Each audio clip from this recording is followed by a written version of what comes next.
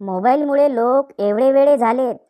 काल मी माझ्या मैत्रिणीला सांगितले मी फ्लॅट घेतला आहे, तर ती म्हणाली, हो का, किती जीबी?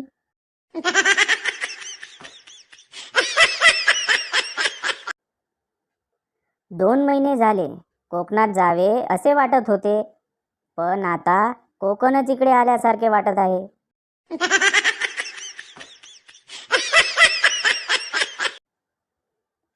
बेशक डॉक्टर का दूसरा नाम भगवान है, लेकिन तीसरा नाम लुटेरा भी होना चाहिए.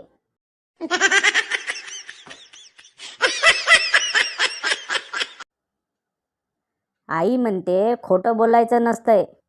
सकाळी 7 वाजता आईच म्हणते, उठ, 10 वाजलेत.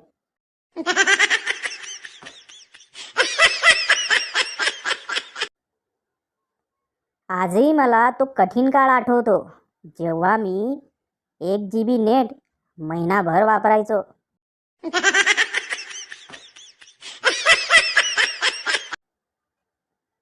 आपण देवाला अनेकदा फसवू शकतो, पण देव खूपच दयाळू असतो.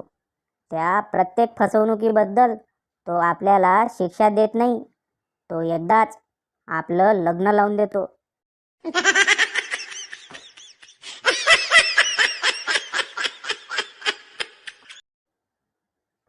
'आधी रस्ते साधी होती, तेव्हा माणसे पण साधी होती. आता रस्ते डांबरी झालीत, तर माणसे पण डांबरट झालीत.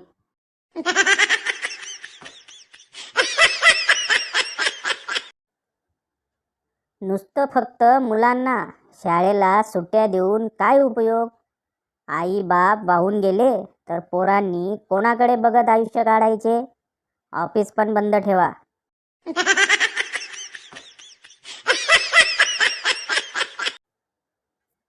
भारताची लोकसंख्या आता एकाच गोष्टीने रोखली जात आहे, ती म्हणजे शाळेची फी.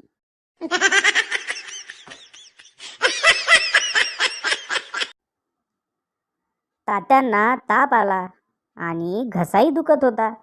तात्या दवाखान्यात गेले. त्यांना कमी ऐकायला येत होते.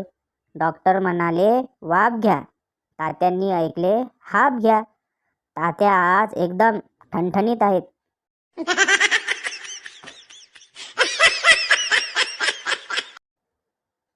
80% मिटलेली भांडणं एका वाक्यामुळे पुन्हा होतात.